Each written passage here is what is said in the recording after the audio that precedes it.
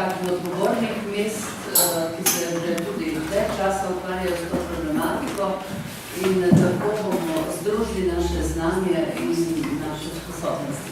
Hvala za udeležbo. Dodan, moje ime je Jože Gričar, jaz sem na tej univerzi študent. Tisti, ki še niste na tej univerzi študenti, imate dve možnosti. Vključite se čim prej, če ste že dozoreli za to stopno študija, ker vam lahko iz lastne izkušnje povem, da je to nekaj zelo zanimivega, prijetnega, priporočljivega. Moja žena hodiva na to univerzo že 4. leto in čutiva, kako sva vsakim letom mlajša. Če pa še niste dozoreli, ne se sekirati, če bo Bog dal, boste. In boste prišli, tako da karkoli bi se danes pogovarjali, se mi pogovarjamo, ni za nas, pa kdorkoli in kdorkoli smo. Moja naloga je, da pomagam pri razporejanju tem, ki so bile najavljene. Socialni in ekonomski razvoj. Oziroma bi bili lahko vključeni, če zakonodaja ne bi temu pogosto nasprotovala. Torej, druga trditev je, da ko govorimo o delu, o življenju na delovnem mestu, v času poklicnega dela, je tisto, kar je pomembno, so pravzaprav spretnosti in je pomembno znanje. In nikjer ne piše, da spretnosti in znanje zastarijo. Če mislimo, da je tako, potem pravzaprav mislimo, da nek starinski ali na nek star način. Seveda je treba povedati, da ljudje, ki so v srednjih letih in starejši delavci, potrebujejo nenehno dopolnjevanje znanja, ampak vse starostne, torej v današnji čas, vse starostne skupine, tisti ljudje, ki imajo 30, 40, 50, 60, 70, 80 let in več, potrebujejo novo znanje. Vse, ki je potem še na vseživljenjskem izobraževanju seveda, zato da človek lahko normalno svoje življenje nadaljuje, pa če je v pokoju ali ni. Zdaj, če govorimo o srebrni ekonomiji, če pomislimo na kupno moč starejših ljudi in na to, da bo v državah OECD-ja leta 2050 okrog 25% starejših, potem vemo, da je srebrni trg, kot ga imenujejo, pomemben trg. Da je to pomemben trg za inovativna podjetja. Srebrna ekonomija je inovativna ekonomija. Torej, pomemben trg za inovativna podjetja, pa tudi druga podjetja, ki delujejo na področjih, ki so seveda blizu vprašanjem starejših ljudi. Bistvo je, da dajemo možnost ljudem, starejšim generacijam, kateri imajo izkušnje, imajo znanje, da lahko tudi nadaljujejo še potem, ko se upokojujejo. Moram reči, da na Obrtno-podjetniški zbornici smo razočarani nad Ministrstvom za delo, zato ker je našim upokojenim obrtnikom, če želijo nadaljevati svojo dejavnost, nekako morajo zamrzniti 25% svoje pokojnine, čeprav so plačevali skozi v to pokojninsko blagajno. Kljub temu, da so pripravljeni plačevati prispevke, polne prispevke in polne davke, jim to ni omogočeno. Nekateri imajo celo večji del jih ima tudi zaposlenih. In na podlagi tega zakona je mnogo naših obrtnikov, podjetnikov zaprlo svoje dejavnosti, ker se jim ne zdi dopustno, da bi nekaj, kar so plačevali in kar so pridobili, in to ni omogočeno. Na drugi strani pa imamo upokojene obrtnike in profesorje, kateri lahko po avtorski pogodbi prodavajo in lahko obdržijo pokojnine. To se nam zdi neenakost pred zakonom in zato smo tudi vložili skupaj z opozicijskimi poslanci, razen poslanci Združene liste, v ustavno presojo. In če je v državi Republiki Sloveniji kakšna pravica, potem bodo tem našim upokojencam to vrnili in nekako vzpostavili red, ustavni red, da smo dejansko pred državo vsi enaki. Seveda pozdravljamo tudi to delovanje Univerze za tretje življenjsko obdobje. Izredno pomembno je, da se ljudje, kateri pač so delovali na različnih področjih, tako v fakultetah, tako v vrtništvu, tako v podjetništvu združujejo in se dodatno izobražujejo. Ker dokler človek ne umre, tisti, ko želi, pa večina nas to želi, da se dodatno izobražujemo. Smo zvedavi, želimo zvedeti nekaj več in seveda želimo tudi prispevati družbi svoj dobrobit, svoje znanje, tudi na mlajše ljudi, kar se dogaja pri nas na Obrtno-podjetniški zbornici. Moram pohvaliti direktorja, da je izredno dobro sodelujemo. To, ko sem gledal tale film, da je jasen dokaz, da starejši ljudje želijo delati, samo država jim mora omogočiti. In seveda tako, da tudi te inštitucije, v raznih inštitucijah, da se združujejo. Kar pa je drugo bilo, ta gospa, ko je rekel, koliko to stalo, je rekel 4 evra, je spremenila obraz. Zakaj je spremenila? Zato, ker upokojencem, ker imajo nizke pokojnine, pomeni 4 evre tudi veliko. Zato bi bilo na tem področju morati tudi narediti nekaj več, ne to, kar minister Erjavec govori, se zavzema za upokojence, potem pa dobijo 2 evra več. Veste, to je včasih tudi posmeh upokojencem. Tako da skupaj z vami, skupaj z gospodarstvom, skupaj z mladimi ljudmi moramo narediti nekaj več za to državo. Nekaj več, tako da bodo imeli mladi posel, tako da bojo starejši tisti, kateri želimo delati, tudi nam omogočeni, da lahko delamo in da naredimo res ta našo družbo takšno po meri človeka, ne pa po meri kapitala. Tok, hvala lepa. Unfortunately, also I will not be able to speak in Slovenian, but we will do our best with English. And yes, I wanted to be here because I had the opportunity to meet Professor Gričar, and he's very active in his networks of international and also trans-border groups of municipalities, third age university and so on. And I wanted also to express my interest for your activities here in Ljubljana. The silver economy is a very important matter that has gained importance at all levels of international cooperation. It is in the context of the United Nations, it is in the context of the European Union. Mislim, prva težava, pri kateri mi izhajamo, je predvsem to. Mi moramo vzeti nekega posameznika, ki skozi svoje življenjsko obdobje dozoreva, pridobiva izkušnje, znanje in to se bogati z leti, ne pa da se z določeno točko ustavi. Tako da mislim, da tega nekega, lahko rečem, razvojnega preboja demografskih razvoja človeškega vira še nismo na nek način sprejeli. Tako kot to, da se dejansko ne zavedamo, da koliko so starejši bolj vključeni v družbo, toliko mlajše generacije bolj profitirajo od tega.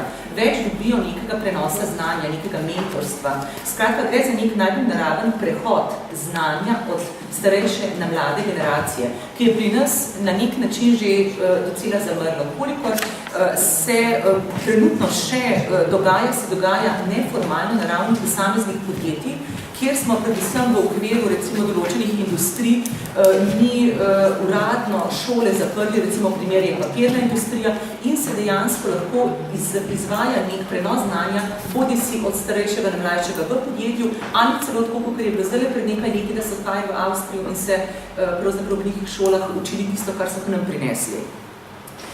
Torej, medgeneracijsko sodelovanje je neka zgodovinsko dejstvo, na katerega smo na nek način že pozabili. Čeprav raziskave kažejo, da si večina kolektivov želi prav medgeneracijsko sodelovanje, se pravi mlajše in starejše, da lahko na nek način doprinese mogoče neke drznosti mladih z določenimi izkušnjami starejših. Ravno tako je predvsej v Sloveniji, se mi zdi, obstaja neka lahko temu rečemo dogma, da starejši jemljajo delovna mesta mladim. Že OECD je delal raziskave, ki pokažejo, da vkolikor imamo gospodarsko rast, je velik porast mladih v zaposlitvi kot starejših. Ko gre trend navzdol, se niža tako zaposlenost mladih kot starejših. Se pravi, samo zaposlovanje in zaposljivost ni funkcija trga dela podagano gospodarstva. Se pravi, mi moramo zagotoviti nova delovna mesta, novi know-how, neposredne tuje investicije, bodi si izobraževalni sistemi, ki so prilagojeni industrijski politiki. To je tisto, kar je osnova, da bodo tako mladi kot starejši lahko pridobili delovna mesta. In mogoče bi samo še rekla z vidika našega ministrstva. Mi se povezujemo nekaj bolj, kot smo se včasih tudi z drugimi sosednjimi državami, tudi z Italijo v okviru mešane komisije Fularija-Julijska krajina, kjer jaz osebno upam, da se bo poleg samega socialnega varstva pa deinstitucionalizacije tudi vidik staranja prebivalstva okrepil na tej meji, da bomo imeli tudi ne samo cross-border, ampak tudi neke večje politične povezave na ravni učenja dobrih praks, ki delujejo na nekih sistemskih politikah. Pa če grem mogoče naprej, kaj je odnos Slovenije do staranja? Jaz sem zadnje čase kar precej literature prebrala in sem bila zelo negativno presenečena na tem, da ima v Sloveniji samo 49% ljudi nasplošno pozitivno mnenje o starejših. Evropsko povprečje je 61%. Še hujše pa je, kakšen slab odnos imajo v povprečju Slovenci do odnosa starejših v institucijah, v podjetju, nevladnih organizacijah. Za primerjavo z Finsko oziroma skandinavskimi državami je to popolnoma nasprotna situacija. Torej, ne vemo dejansko, ali je to nepoznavanje same situacije, pomena starejših na trgu dela, ali je pa to dejansko neko parcialno stališče, pri katerih se mogoče premalo pozornosti podaja temu, kaj dejansko potencial starejših predstavlja. Tudi študije potrjujejo, da tista podjetja, ki imajo večji delež starejših od 55 let, potrebujejo manj prilagajanj tudi novih tehnologij, kot tisti, ki imajo večji del zaposlenih, ki so mlajši od 30 let. Se pravi, to samo mladi kot prenos nekega novega znanja, pa starejši kot za v koš, to dejansko ne drži. Tudi sicer ne bi zrele države imeli dosti več prenosa znanja od starejših na mlajše. In če se mogoče povrnem k samemu naslovu srebrna ekonomija, eden od pomembnih dejavnikov srebrne ekonomije je srebrno znanje. In to so predvsem ljudje, ki predstavljajo potencial, ki ga v Sloveniji ne prepoznamo. In če se mogoče navežem, Mejhane, na to, kar je govoril gospod Meh, Slovenija ima največji delež, tako kot Italija, tako kot večina evropskih držav, podjetij oziroma majhnih in majhnih podjetij, ki zaposlujejo največji delež posameznikov. To so po drugi strani tudi podjetja, ki nimajo svojih kadrovskih služb, ki nimajo časa, da bi se ukvarjali z zaposlovanjem, uvajanjem novih ljudi. Ampak po drugi strani pa tudi ta majhna podjetja zaposlujejo največji delež starejših ljudi. Zakaj? Ker imajo starejši ljudje izkušnje, znanje in lahko mladim predajajo tisto, kar je konkretno v nekem proizvodnem ali pa storitvenem procesu pomembno. In to je tisto, kar je v Sloveniji trenutno že prepoznano. To pomeni, Začenja se ponovna razprava o ponovni uvedbi dualnega sistema v slovenski izobraževalni šolski sistem. Pogovarjamo se o tem, da bi deficitarni poklici dobili večji pomen. In kaj je pa tle tista ključna težava? Z tistim trenutkom, ko smo mi odvzeli primat nekih izkušenj, pa predajanja znanja starejših, se je porušilo tisto ravnovesje, ki je obstajalo v nekih zrelih demokracijah, da starejši avtomatično naravno predajajo znanje mlajšim. In z mojega mnenja, na podlagi tega, kar sem jaz recimo preštudirala druge države, od skandinavskih, od tistih držav, ki imajo zelo tesno povezavo med trgom dela pa med izobraževalnim sistemom, se pravi, to so germanske države. Tisto, kar v Sloveniji dejansko potrebujemo, nek nabor znanja, vseh kompetenc, vsega znanja, tistih starejših oseb, ki želijo, ki so sposobne in ki imajo željo doprinesti k svojim znanjem k mlajšim generacijam. To je bodisi v okviru nekih neformalnih mentorstv, prenosov znanja, volonterskih prenosov znanja. Skratka, da bi mi imeli nek popis nekega razpoložljivega in željnega znanja po eni strani starejših, na tistem, se pravi, delu, ki ali vertikalno, ali horizontalno predstavlja to nek razkorak med ponudbo pa med popraševanjem na trgu dela. Po drugi strani pa potrebujemo tudi sodelovanje, bodisi gospodarske zbornice, obrtne zbornice, potrebujemo nek vidik gospodarstva, kaj pa oni potrebujejo. Ker dostikrat gre tudi za neko težavo v nerazumevanju ponudbe in povpraševanja. Nekdo ne ve, kaj ima na voljo, po drugi strani pa nekdo ne pove, kaj bi rad. Tako da, zanimivo je bilo, da v okviru Eurobarometra se je pokazalo, da imajo Slovenci, ki so starejši od 55 let, zelo veliko samozavest, da bi znali predajati svoje pojetniške izkušnje znanje mlajšim. Samo nekako ne pride do kontakta, da bi se ena in druga oseba posameznik in institucija mogoče povezali.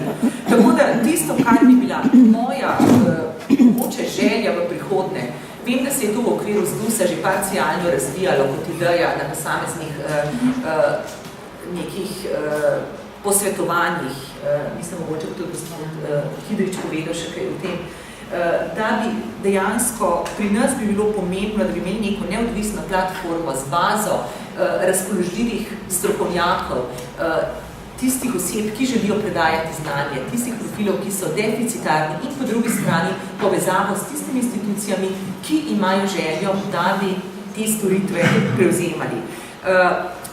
Imamo zelo razvito IT infrastrukturo, imamo vse možnosti, da mi nek sistemski okvir naredimo. Zelo zanimiv je primer umestnega upravljanja, ko ga ima Nemčija in Avstrija. To ima Senior Expert Service v Avstriji, v Nemčiji, imajo nabor več kot 780 strokovnjakov, ki tudi cross-border sodelovanje omogoča na podlagi idej, na podlagi potreb, se pravijo predvsem majhna in srednja podjetja, zagonska podjetja, inkubatorji, v okviru prestrukturiranja, v okviru svetovanja specifičnih stroki, specifičnem problemu, se pravi neko znanje, ki obstaja, pa za njega ne vemo, bi lahko v Sloveniji predstavlja nek generator boljšega upravljanja, boljšega gospodarjanja, lahko bi predstavljal na nek način tudi nek forum za družbena, razvojna vprašanja, se pravi neka osnova, pri kateri bi starejši ljudje lahko na svoji volonterski bazi ali na bazi neke zaposlitve za določen projekt ali okvir lahko nudili tisto, kar imajo, kar znajo. Kje je pa zdaj ključni problem? Ključni problem je skrivan predvsem v naši, prihajam same z Ministrstva za delo, precej rigidni zakonodaji, ko mi ne odstopamo od tega, da ko in nekdo izpolni pogoje za upokojitev, je svoje oddelal in vkolikor želi delati naprej, bi moral imeti pravico, da dela naprej. Ne glede na to, a govorimo o univerzitetnih profesorjih, a govorimo o obrtnikih. To je lastninska pravica, ki si jo z obračini zaslužim, govorimo o mojem imenu. ampak na ta način, ko trenutno obstaja situacija, kot je, ki je bolj ideološka kot ekonomska, mi lahko prikrajšamo veliko podjetij za to, da pridobi neke eksperte na posameznih področjih. Po drugi strani so pa ljudje zaradi visokega obdavčanja, zaradi določenih takih in drugačnih ovir nezainteresirani za sodelovanje. Tako da jaz vidim ravno v tem trenutku, ko je v javni razpravi bila knjiga v prihodnem pokojninskem sistemu, v širšem okviru starejših v Sloveniji, kot neko veliko možnost, da se mogoče tudi v okviru tretje univerze poda nek celosten okvir možnosti sprememb zakonodajnih, idejnih, na kakšen način bi lahko vključili posameznike, ki so sicer upokojeni, ali pa so na tem, da se upokojijo, da bi postali in ostali nek integralen del družbe, kar v Sloveniji z vsemi ugotovitvami niso in je popolnoma nepotrebna ovira pri tem, da bi dejansko lahko nek zelo aktiven del populacije Slovenije, ki je vedno višji, katerega je vedno večji del, pravzaprav zelo zavestno izločamo iz naše družbe. In mogoče še ta zadnjo, tisto, kar stalno govorijo starejši, so vedno manj produktivni. To na individualni ravni nikjer ni bilo dokazano. Lahko so manj produktivni zaradi tega, ker je delodajalcev jih manj vlagal, zaradi tega, ker niso imeli možnosti dostopa. Starejši nimajo nič manjše sposobnosti dostopa do znanja, samo dostop je treba, da je možnost. Tako da mislim, da ogromno stereotipov odpade, vkolikor pogledamo gola dejstva in mislim, da je Slovenija dozrela družba, da se sooči s tem, kaj imamo in ne izloča tisto, kar na nek način je na razpolago. Hvala. Občine so tiste, ki so pomemben člen v skrbi za starejše. Zakonodajo daje država, občine smo pa tiste, ki skrbimo predvsem za najmlajše, se pravi do konca šolskega obdobja, za seniorje in pa za socialne zadeve. To se pravi, vmes aktivni sektor je tisti, ki mora pač sam skrbeti zase. Mi dajemo samo in omogočamo pogoje. Kar pa zadeva samih starejših, kot je rekel gospod dr. Gričar, jaz sem zelo aktiv na tem področju, delamo zato, ker vem, da je to potrebno, delamo pa tudi malo iz sebičnih razlogov, ker bi tudi sam rad bil aktiven del tega, recimo, te populacije, ki je zdaj, lahko rečem, kar skoraj najbolj aktivna med vsemi. Po drugi strani moramo vedeti, da imamo mi tudi zelo aktivno in eno najboljših univerz za tretje življenjsko obdobje, ki jo jaz zelo spoštujem in katera direktorica je tudi članica našega občinskega sveta. Tako da to aktivnost in sodelovanje lahko tudi na ta način zagotavljamo. Po drugi strani pa na vsak način moramo vedeti, da koliko in kako bomo aktivni, je odvisno predvsem od nas samih. Mi smo tisti, ki bomo dajali tempo, ki se bomo vključevali v nekaj ali pa ne, pri tem pa seveda imamo objektivne okoliščine. Te objektivne okoliščine so pa možnost prostora, v katerem živimo, za tako delovanje. Pri tem je pa država tista, ki daje zakonodajno osnovo, občine smo pa tiste, ki naredimo nekaj več ali pa ne. To je pa odvisno, ker po zakonodaji denarja za to ne dobimo, glavarina vemo, da se nam manjša, ampak z dobrim in vestnim gospodarjenjem sem jaz prepričan, da se da vedno najti tudi še en delček denarja za kulturo, za šport, za vse generacije, predvsem za najmlajše in za najstarejše. In moram reči, da pri nas zelo dobro sodelujemo tudi z društvom upokojencev in pa na drugi strani tudi z Univerzo za tretje življenjsko obdobje. Če pogledamo, kaj imamo pri nas v Loki. Imamo Univerzo za tretje življenjsko obdobje, imamo zelo aktivno društvo upokojencev, ki deluje predvsem na športnem področju, tudi na drugih, ampak na recimo izobraževalnem in kulturnem je bolj univerza tle aktivna. In imamo med občinske športne igre, 4 občin z Loškega in moram reči, da tam se gremo samo kdo bo drugi. Prvo je vedno društvo upokojencev Škofja Loka, ker ima dejansko toliko veliko potencijala. in ta potencial seveda tudi občina z velikim veseljem tudi razvija. Potem imamo pa center slepih, slabovidnih in starostnikov, vmes nam pa 2 fazi manjkata. To je pa tisto, kar moramo pa zdaj, jaz upam, da bom še do konca svojega mandata naredil, saj eno od njih, tisto, za katero je občina bolj, recimo pristojna, to je pa dnevni neformalni center seniorjev, to bomo verjetno, zdaj se tudi dogovarjamo, da bomo ene prostore malo uredili, da bo v prostorih nekdanje vojašnice več prostora tako za univerzo za 3. življenjsko obdobje, ki zdaj gostuje povsod okrog, in pa več prostora za društvo upokojencev, ki ima sicer svoje prostore, ampak bi jih radi še malo razširili. In tako bomo skušali na vsak način narediti še en dnevni center, v katerega bomo dnevno vozili tiste seniorje, ki si želijo družbe in ki pač so zelo zadovoljni s svojim bivanjem doma, vsake tok časa bodo pa rekli, danes me pa poberte, pa pridem jaz v dnevni center, tam bomo imeli kosilo, popoldne pa domov. Potem je pa še tisti formalni dnevni center, to bo pa kolegica iz ministrstva vedela, da jih še nimamo povsod, ne, to je pa formalni dnevni center, to pa za tiste starostnike, recimo, ali pa starejše, ki rabijo že malo pomoči. Tako da vso to infrastrukturo moramo imeti, zraven so potem še varovana stanovanja, ki jih pa nas tudi še nimamo, imajo jih pa v bližnjih Medvodah oziroma Zbiljah. Tako da to bo potem tista cela paleta, na podlagi katere bomo lahko rekli, zdaj se pa lahko naši starejši občani sami odločijo, kje bodo sodelovali, na kakšen način bodo sodelovali. Ker moramo vedeti le še nekaj, ne?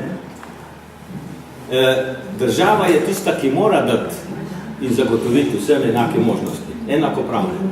In tle sem jaz zelo strinjam z gospodom Mehom, da morajo tudi obrtniki imeti možnost, da v času, kolikor ga pač sami hočejo preživijo lahko tudi na delu, tako kot imamo vsi ostali te možnosti. In tle moramo zagotoviti enakopravnost. Poleg tega je še eno turišče, s katerim se v Škofji Loki zadnje čase malo ukvarjamo, to je pa mednarodno sodelovanje. Lahko rečem, da Škofja Loka je seveda z izjemo Ljubljane, kjer je sedež vseh veleposlaništev, je sigurno mednarodno najbolj vpeto mesto. Mi imamo 8 direktnih mest, s katerimi smo pobrateni, potem smo v združenju starih mest v okviru Slovenije, smo v združenju pasijonskih mest in smo tudi v združenju dizelaš. To je pa eno zanimivo posebno združenje, v katerem je iz vsake države eno mesto in so povabili pred 4 leti Škofjo Loko zraven, da smo predstavnik Slovenije. In letos sem postal tudi podpredsednik tega združenja in želim razširiti območje ali pa obseg delovanja, ker pretežno je bilo združenje ustanovljeno za izmenjavo dobre prakse mladih, predvsem srednješolcev, ker vsako od teh mest, ki je vključeno, mora imeti tudi srednjo šolo. Zdaj bomo pa skušali iti še korak daljše, naprej, sodelovanje med seniorji, ki si to želijo. Mislim, da je to populacija, ki ima po eni strani zadosti denarja, ker ga zelo malo porabi in vedno še kaj ostane, po drugi strani večinoma zdravi in po tretji strani tudi čas ni preveč časa se da najti, čeprav so vsi zaposleni 100%. Ampak takrat, ko je treba se malo stisniti, pa smo pač malo bolj učinkoviti in se naredi z tistih 24 ur, malo bolj aktivnih 24 ur. In tle je zelo velika možnost in to je tisto, kar bom najbolj populariziral, izmenjava in to na domovih. To se pravi med temi državami, kulturna izmenjava seveda tudi, povedati še en aspekt bi povedal strani občinskega delovanja. Škofja Loka je tudi mesto prostovoljstva. Največji je seveda Škofjeloški pasijon, kjer se deluje čez 1000 ljudi, tako da je to res en festival prostovoljstva, jaz temu pravim. Ampak ne glede na to imamo približno 400 društev, klubov, organizacij, ki se z raznimi zadevami ukvarjajo. Ampak, kateri so najbolj uspešni? Tam, ki imajo celotno starostno paleto. To so pa predvsem gasilci in pa predprejšnjo soboto smo imeli ob 140-letnici koncert našega mestnega pihalnega orkestra, noter so od 10-letnika do 72-letnika. Tako da, to je tisto, kar moramo spodbujati in to je tisto, za kar je pa zadolžena občina. What would be your suggestions? Informal, but your message is appreciated and welcome. Thank you. First of all, thank you very much to invite me for this event. Although it's Slovenian, I'm sorry about if it disturbs somebody, but I brought my colleagues to help me to understand the Slovene language. Unfortunately, I'm not speaking. Couple of moments it came into my mind that we are talking about silver economy, but if we bring it down to the human level, to the individual level, everybody has a family, everybody has a child, everybody is a child, everybody is a parents, and everybody will be a grandparents, because that's the way of the life. Unfortunately, and I grew up in this kind of environment. Ampak kaj vidim? Da če bi se dopisovali ali se dogovarjali ali vabili, tako kot običajno za kakšno konferenco, mi se ne bi zbrali. Tu je uspel svojo e-regijo profesor Gričar in smo mu zelo hvaležni. Naenkrat smo rekli, kaj je obrtna zbornica, krasno, ker mi se borimo za silver economy že od samega začetka, 32 let, ker šolari grejo v šolo zato, da bo izdelali 3. razred, da bo šli v 4. Angliščino se uči zato, da bo pozitivno v 5., da bo šel lahko v 6. V življenju pa ni tako. Ko končaš šolanje in si odrasel, se učiš zato, ker rabiš to znanje, da boš nekaj s tem počel. In vsa naša zamisel, da razvijamo sistem izobraževanja starejših, učenja z radostjo, je, da s tem nekaj počnejo, da jih vrnemo v življenje ali pa da jih ohranimo v življenju. Silver economy, kaj je to? Srebrna ekonomija. A veste, ko poslušate resolucije, ko vidite kaj, naletite na eno zelo neprijetno stvar na eni strani, da je nova niša pravi ekonomska. Mi se s tem borimo dnevno, kolegice naše tu v sprejemni pisarni, dnevno se borimo s tem, da smo mi ekonomska niša. Vi ne veste vse, kakšne manipulacije vse ponujajo, da bi zaslužili na račun ta stari. Mi moramo tako zavestno braniti, pa še neparkrat smo nasedli. Vse, ko smo se zavedli, čez par mesecev, zakaj se gre, ker nismo pravočasno se postavili v bran. Kaj je silver economy, sem se vprašala in sem rekla, najbrž ekonomija tistih, ki si ne barvajo lase. Šala na stran, ampak to je lahko zelo nekaj raznolikega in mi moramo priti do ene skupne podobe, da jo bomo znali zagovarjati. In tu bi jaz načela nekaj vprašanj za razmišljanje vseh nas. Mi beležimo diskusije danes, ker običajno tisto napišeš teze, tega ne ponavljaš, poveš nekaj dodatnega, novega. In iz vsega tega, kar je bilo objavljenih tez, kar boste povedali danes, bomo poskušali oblikovati nekaj sklepov kot memorandum, pa bomo poslali vam v pregled, v dopolnitev in potem bi to objavili kot nek dokument skupnosti ljudi, ki smo se zbrali, ker nas to zanima in v tem vidimo eno prihodnost, gradimo skupaj prihodnost, tako bom rekla. Predno sploh začnem s temi svojimi tezami, bi rekla, da naš osnovni namen je, da se borimo proti diskriminaciji po starosti. Diskriminacija po starosti je zelo huda in ne zadeva samo starejše, v enaki meri ali še bolj zadeva mlajše. Mi jim ne pustimo vstopa v trg dela, dolgo ne, nimate izkušenj. Tam pa vse mečemo ven tiste, ki imajo izkušnje, ker jih ne rabimo. Ali rabimo izkušnje, ali ne rabimo izkušnje. Kapital po svoje oblikuje svoj trg in žame človeka v 15 do 18 letih, potem je neuporaben za ekonomijo in prej je tudi neuporaben. Zakaj? Ker smo ga zašolali.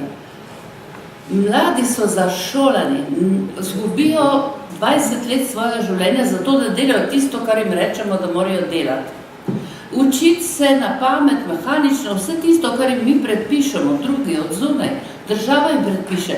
Pa kje naj ta človek najde sebe, potem pa pravimo, ja, bodite ustvarjalni, ja, imejte svoje zamisli, ja, uresničujte svoje sanje.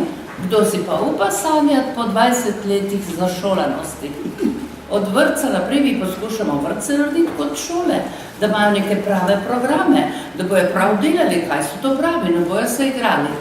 Glejte, živimo v času, ki zahteva nove odnose osnovnih pojavov. In to je digitalna revolucija. Spreminjajo se družbene razmere, spreminja se druženje ljudi, spreminja se družinsko življenje, spreminja se ekonomija, zelo se spreminja. In s temi novimi pojavi se moramo mi spopasti. Bom nekaj pojavov povedala. Nizka nataliteta je del razvoja. Starajoča se družba, jaz bom rekla, bom vzela, avtor je gospod Kidrič, ampak mislim, da je zelo ustvarjalno povedal, dolgoživa družba. Ker ko rečemo starajoča se družba, vsi jamramo, koliko zdravstvenih domov, koliko rešilcev bo šrabo, koliko plenic bo šrabo. Kaj vse vidimo, neko grozoto pred seboj, pri dolgoživi družbi se nam pa kar malo nasmehne, ni slabo, ne? Čeprav se zdaj mlad, pa je to neka dolgoživa družba. Zato priporočam, da ostanemo, jaz uporabljam izraz gospoda Kidriča, dolgoživa družba. Kaj je zdaj s to dolgoživo družbo? Mi imamo 25%, mogoče bomo imeli celo 30%, vse te proporcije v statistiki vidimo, družbe se starajo. Slovenija je imela 1996 leta 45 stoletnikov, danes jih je imela do polletja, sedaj že 290. A vidite, krivulja gre gor. Mi smo oprostili članarine, vse tiste, ki so bili 80 let stari, ker so bili redki, ko smo začeli, potem smo morali to ukiniti, ker tudi 90-letnikom več ne moramo obljubiti, da kot študenti ne bojo plačevali članarine, ker potem propademo, če ne bojo imeli teh članarin. A vidite, razmere se spreminja. Evropa se skoncentrira na to, da bo zaposlila stare delavce. Po 50-60 letu. Vse je v to usmerjeno, hkrati pa govorimo samo o službah. Služba kot oblika dela, služba za nedoločen čas kot obljubljena dežela. To je preteklost. Ko je bil profesor Schleicher pred par meseci v Sloveniji na konferenci OECD-ja, je rekel, vi živite v industrijskem obdobju, ampak ne samo mi. Meni je žal, če Evropa živi v industrijskem obdobju. Pojave, ki jih prinaša razvoj, moramo sprejeti, jih obvladati in sebi vprit konstruktivno obrniti. To je nekaj dobrega. Če ne bo več imel službe za nedoločen čas 50-letnik, moramo si mi zmisliti, kaj bo imel. In hote ali ne hote. Mi moramo dovolj nove, fleksibilne, dinamične oblike dela.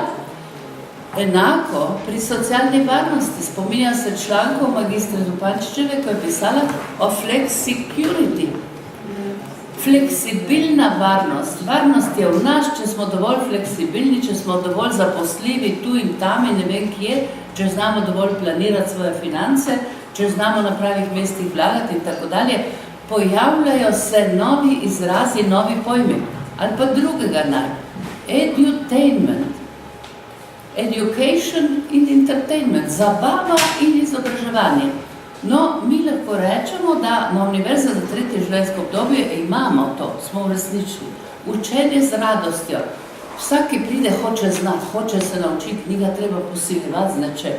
Ima pravico povedati, da bi ta letošnji program še nekaj dodal, še nekaj spustil, ali bi še kaj novega si pogledali.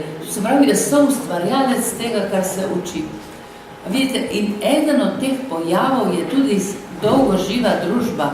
Ni spodrsljaj, ni napaka razvoja, nad katerim mi moramo jamrati, ampak je pridobitev družbe. Razvoja, znanosti, nove tehnologije. Danes v Silicijski dolini ali pa kje drugje ne vprašajo, koliko ste stari, niti kakšne ste narodnosti, najmanj vire. Tudi musliman si lahko celo danes. Samo da imaš dobro idejo, dober program. in si čez noč uspeš z dobro idejo. Imate primere tudi pri naših knjigah napisano, kako je najboljša ideja imel nek fant, potem je pa leta Američan hotel vedeti, kdo je ta fant, ker je velike investicije tudi na njem gradil in pa rekel, jaz sem emigrant ilegalen iz Mehike v ZDA, sem pa star 19 let. A veste, ta diskriminacijo po demokratizacijo nam prinaša nova tehnologija. Demokratizacijo na vseh področjih vidite, da se ne ločimo več ljudi po tem ali po onem, ampak po interesih pridemo skupaj. Sposobnosti. Vi, ki ste že razmišljali o starajoči se družbi, o dolgoživi družbi, vas je zanimalo, da naše srečanje ste prišli. Kakšen privilegij, kakšna demokratičnost. Nismo postavili nobene kriterijev, da moraš biti ali iz ambasade, ali iz ministrstva, ali iz neke šole, ali iz obrtne zbornice in tako dalje. Vidite, tu mislim, da so 3 populacije, ki odkrivajo v bistvu to silver economy, kar bi jo enačila z novimi oblikami dela. Ena populacija so starejši, ampak ne misliti na zdravstvene servise. Najprej rešimo, kaj bojo ti starejši delali 30 let življenja. 30 do 40 let življenja. Kdo si lahko privošči, katera politika, katera aktivna generacija, kateri mladi si lahko privoščijo, da četrtina prebivalstva nič ne dela in samo sedi in je na miru. Dobili smo en mail, dojenčki in stari ne dajo mir in ne bojo tiho. Ja, ampak težko bo ostali, mi bomo uničili ostali 2 generaciji, če ne domislimo te silver economy. A je zdaj tragedija, če izgubiš stalno službo pri 50 letih, če imaš na razpolago 25 drugih oblik fleksibilnega dela, ki te lahko še ekonomsko bolj nagrajujejo, osebnostno, psihično bolj zadovoljujejo in ti dajo možnost novega socialnega učenja, prihajaš z različnimi skupinami ljudi v stik, od vsakega človeka se nekaj naučiš, v vsaki skupini doživiš nove stvari, bogato življenje. Ampak kje je zdaj zavora? A veste, ko smo mi začeli pretvarjati naše znanje, vsak študijski krožek ima 2 cilja.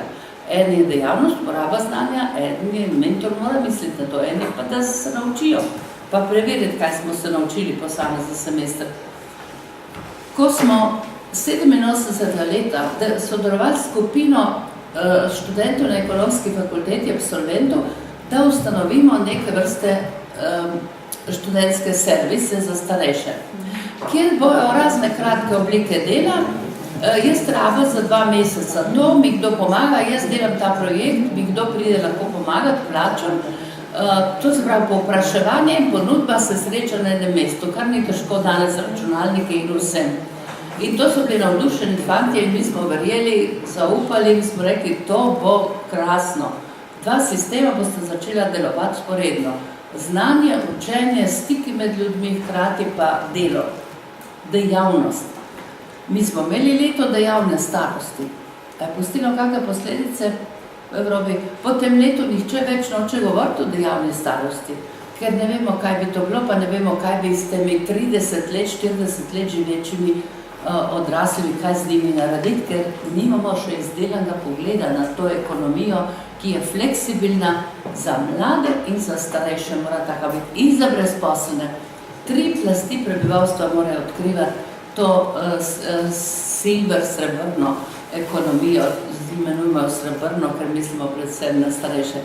A veste, kaj se je s tem projektom zgodilo? Fantje so obupali, so prišli, so rekli, se razhajamo, tim se razhaja, ukinjamo, zakonodaja ne dovoljuje, smo bili na ministrstvu za delo. Danes, če kaj ustvarjaš, si kaznovan. A smo res tako bogata družba? Poglejte, Slovenija ima 70% uvožene elektroenergije. Ena od držav, ki je najbolj odvisna od tuje energije v času, ko je to tako pomembno kot kruh in mleko. Kdor bo imel energijo, bo obstal.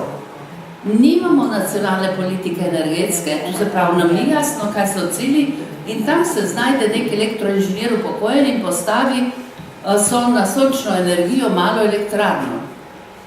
Po nekaj letih se spomni spis, da ga kaznuje in mu vzame penzijo. Namesto, da bi ga postavili za vzgled z obnovljivih virov je napravil prototip elektrarne, pri njem se lahko vsak nauči, ni spal in bil tiho, ampak je deloval in je zato kaznovan. Absurd današnjega časa, ki uničuje mlado generacijo in srednjo generacijo uničuje. A vidite, srebrna ekonomija ni samo stvar starejših, to je stvar cele družbe. In mislim, da vsi ti različni interesi ne pridejo skupaj, da jo oblikujemo v eno podobo, ampak potrebna nam je podpora zakonodaje. Ali je pa ideološko postavljena zakonodaja, ki sloni na stereotipih, uničujoča za vse. Za srednjo generacijo, ki bojo vsi pregoreli, če bojo tako obremenjeni vse sedaj na srednjo generacijo, nič na druge. Slovenija je edina, nam je povedal profesor Schleicher, edina v OECD-ju, edina v OECD-ju, ne v Evropi, ki izvaža visoko kvalificirane kadre. A se mi s tem kaj ukvarjamo? A veste, kaj je? Prišel je jasen zaključek, mi lahko znižamo denar univerzam. Mi ne rabimo univerz v tem, ko je Slovenija doživela po dolgih desetletjih za drugimi razvitimi državami eksplozijo visokega šolstva. Zakaj jo je doživela? Dr. Schleicher nam je pokazal na grafikonu. Vse službe, ki se odpirajo, zahtevajo terciarno izobrazbo. Vse prihodna dela, vse, kjer boš lahko se povezal, moraš imeti višjo ali visoko izobrazbo. Ampak višjo izobrazbo mora imeti tudi obrtnik. Tudi ta znanja so vredna in jih priznati. Zakaj postavlja včasih na ministrstvo za šolstvo vprašanje? Zakaj ne pošiljate odličnjakov v poklicne šole? Ja, to pa ne morate. Ja, kako ne morate? Ja, so bili slabi učenci. To se pravi, napravite jih dobro, ne se razvijajo, ne grejo v najboljše šole. Pošljete odličnjake v poklicne, medtem ko te, ki so pa že itak odlični, pa so razviti, ne grejo pa v poklicne šole. Poklicna šola, danes poklic, govorite z obrtnikom. A veste, mu z interneta nekaj predlagate, ja prav to pa jaz ne vem, jaz ne berem nemško. Obrtnik recimo dela sanacijo stavbe proti vlagi. Sika, eno podjetje v Hamburgu, ima 90 proizvodov, ki jih ponuja za izolacijo rešitev te božje terase tam. A naj stranka ve, kaj bo uporabila. Zakaj ne izvažate tega v Sloveniji? Zakaj se ne dobi? In je rekel, veste kaj, gospa, preprosto, vaši obrtniki so iz druge galaksije, ker jih mi tako držimo. No, grejo v poklicne šole tisti, ki so slabi učenci, ti bo šel za avtoličarja, ti bo šel za ne vem kaj, tam vse drugo. Za lesarja ne, ti ne moreš iti v gimnazijo. Mi že v začetku povemo otrokom, da so neumni in da nič ne vejo, in to v času, ko je psihologija priznala, da se IQ razvija. Končno, po nekaj desetletjih je knjiga išla v slovenščini, z vsemi raziskavami dokumentirala, so se osramovali, psihologi so to pomembno. Niti niso šli na predstavitev knjige. Ampak vidite, kaj nas zavirajo? Naša stališča, naši predsodki, naši stereotipi socialni, ker se bojimo stopiti naprej. Danes ne strah, ampak drznost pomeni nekaj. Strah nam ne more pomagati v časih, ki so tako raznoliki, s toliko možnostmi in šansami, ki jih nudijo ljudem, tudi mladim. In pravimo, šparimo na univerzo, zdaj pa ne bomo več privatnih univerz, fakultet zavirali. Slovenija se je lepo naenkrat razvila. Imamo v Novem mestu, imamo v Gorici, imamo v Kopru, imamo v Kranju, imamo v Mariboru. A vidite, možnosti, ker terciarna izobrazba je danes isto, kot je bila osnovna šola za časa Marije Terezije. Dovolj za umno kmetovanje. Danes pa z novo tehnologijo pa moraš imeti možgane drugače skravžljene, drugače razvite. In kaj pravimo kot posledica tega, da grejo naši ven? Pa vidite, da imamo preveč visoko izobražene. In ko povem to lažbo kolegov, ki jih daj manj, ker se hočejo prekvalificirati z visoko izobrazbo raznih fakultet, ne dobite službe, ker v Sloveniji imamo premalo visoko izobraženih ljudi. Naše gospodarstvo še ni obrnilo še po digitalni revoluciji navzgor in ne zahteva takih ekspertov. Malo kje, v najbolj uspešnih podjetjih. A vidite, in tu izkušnje, znanje, fakulteta ne more vse dati.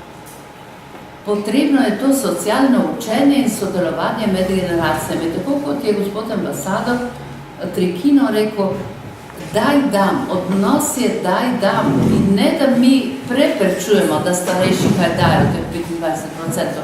Mi jih moramo znati prisiliti ali motivirati, da bodo dajali najboljše, kar znajo. Zdi se strašno komplicirano, na razna področja sem posegla, ampak formula, kako bi to dosegli, je zelo preprosta. In jo bom še ponavljala, tudi sem jo že ponavljala. Pustite ljudem, da nadaljujejo življenje. Nič drugega. Največ moških umre prvo leto po upokojitvi. Grozljiva manipulacija moških, ki jih najprej treniramo kot lipicanar je pravem mestu.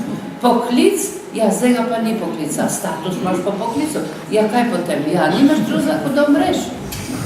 Se ni drugega izhoda. Ženske imamo še kakve neumnosti, levo in desno, pa delaš to in ono.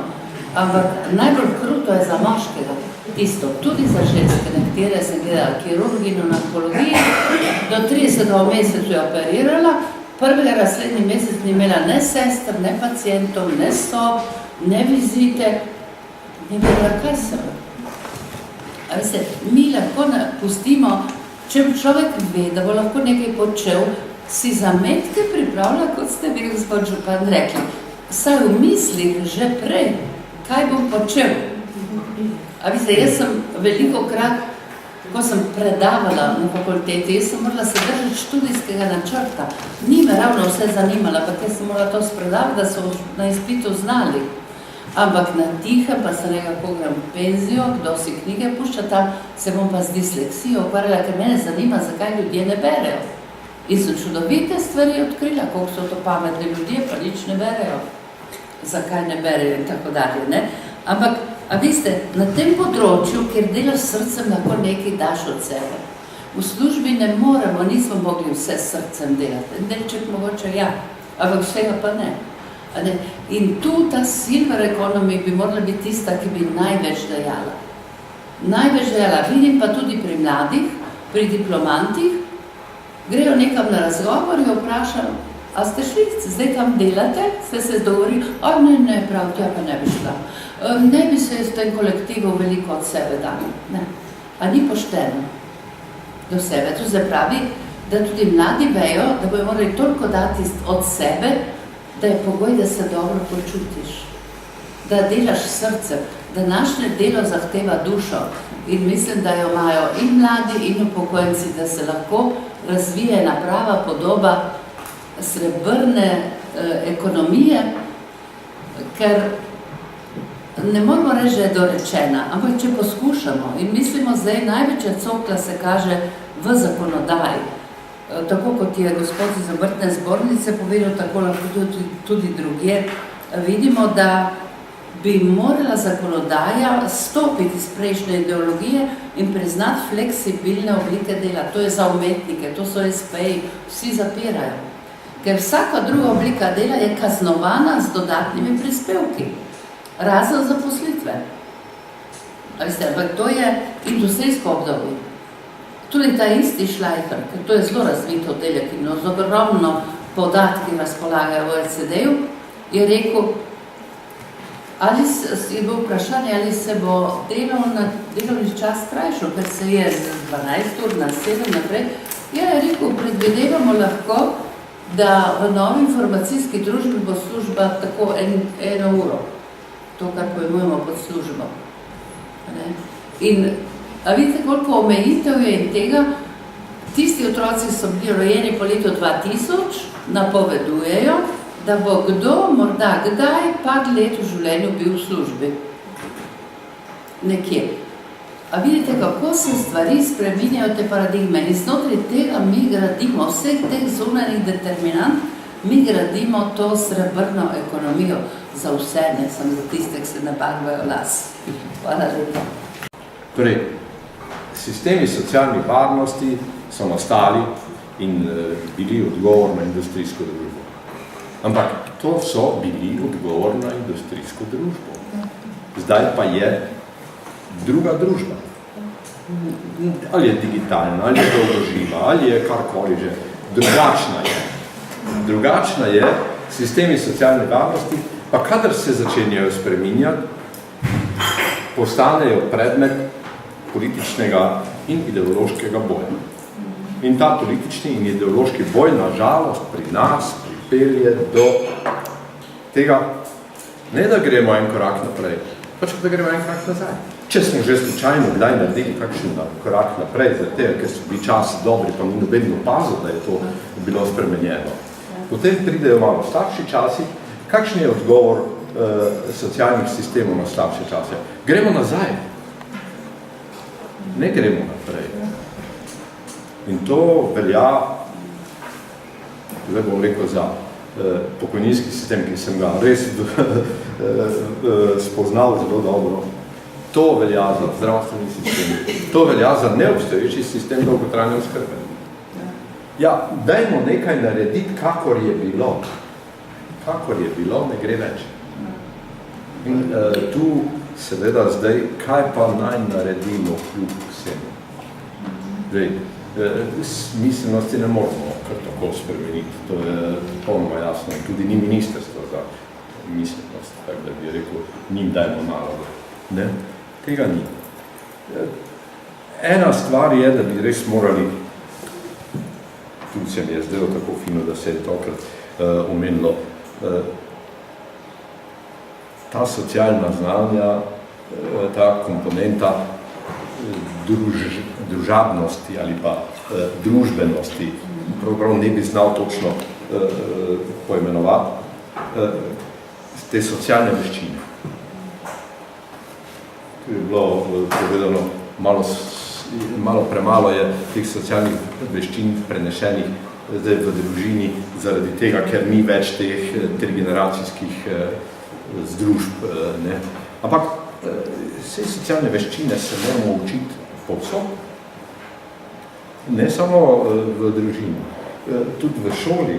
Jaz vozim dnevno vnukinjo v šolo, pa nimam samo enega vnuka in zaradi tega vem za vse, kar se dogaja v gimnaziji pa do vrtca. To je zelo osko učinkovitostno orientirano in zelo malo socialno orientirano za socialne veščine. Meni je to strašno žal. Zdaj pa stari starši. Ne moramo, jaz kot pač delek, ne morem tistega prenesti, kar bi moralo biti normalna sestavina tega, da je odraščal v skupini, v skupnosti šolski. Sej ni res, da ni tega, ampak ni zadosti. Ni zadosti. No, to je v zvezi s tem, kar vsi vemo, pa znamo ali ne znamo na to odreagirati. Bilo je prav omenjeno, kot da mogoče upokojenci organizirani v združenjih bi lahko kaj naredili. Sigurno, da in tudi naredijo. Ampak jaz jim vedno očitam, zaradi tega tudi nisem član tistih njihovih združenj, zaradi tega, ker me nagradijo z izločanjem. Ko jim rečem, pa dragi moji, pa kaj se zdaj borite za te penzije? Borite se za to, da boste delali, to, kar je bilo tudi rečeno. Borite se za to, da boste aktivni. Zdaj, kako se naj to borimo, da bomo aktivni? Pa mi bi radi bili v penziji. Ne? Pa ko bomo v penziji, pa radi se vidi imeti dobre penzije. To je normalno, popolnoma primerno. Ja, jaz ne vem točno, kako naj se to borimo. Vem pa, da ni dobro sprejeto in tudi ni izvedljivo boriti se za dobre penzije. Ni izvedljivo. Tam sem videl, da je doktor Kozina že imel na začetku število upokojencev in njihova višina. Saj ni treba nobene matematike, ki bo uporabljala ne vem kakšne algoritme. Ne gre. Enostavno ne gre število pa višina v isto smer. Ne more iti. To se pravi, da moramo pač kako malo drugače razmišljati, ampak Bog ne stvari, da bi to rekli. Jaz to zdaj govorim iz svoje izkušnje, prosim. Govorim iz svoje izkušnje in vem, da me ne marajo. Vse, jaz se ne pustim, da ne bi bil zraven, ampak me pa ne marajo ali pa me nočejo, da bi poslušali. Da ne govorim recimo izkušnje, pravite. Seveda izkušnje imamo. Kako ne bomo imeli izkušnje, če smo 40 let delali? Jaz sem delal z veseljem, z dušo. Vsem tistim, kar delo naj bi pomenilo. Ok, imam izkušnje. Vsi so veseli, da me ni. Ne? Zaradi tega ta izkušnja pomeni, da on vidi, da jaz mislim, da dela traparije. Jaz sem to včasih povem, včasih pa sam ugotovim. Vse niso ljudje neumni. Tako da to je. In potem prideš do tega, kaj pa narediti. Kaj pa narediti? Pred 3 leti, 4 leti sem na festivalu za 3. življenjsko obdobje imel okroglo mizo o mentorstvu. Takrat se mi je zdelo, da sem edini, ki sem predlagal, da naj bi se mlada generacija vključevala na način odhajanja stare generacije, ampak preko polovične zaposlitve, ki jo omogoča zakon o pokojninskem zavarovanju, ampak to bi moralo biti seveda urejeno, moralo biti podprto. Predvsem pa ne bi bilo potrebno, da bi to bilo kakorkoli preveč drago. Vsaka stvar je malo draga, ampak stane. Ampak ta pa ne bi bila draga, ker bi bili plusi in minusi v manjših izdatkih pokojninskega zavoda in v manjši plači tistega, ki ostaja zaposlen. Ta bi že bil prihranek, seveda bi pa nekaj stalo to, da bi moral mladega, tudi če še ni v začetku ravno pozitivno, tudi subvencionirati. Ampak bilo bi možno, ne bi veliko stalo.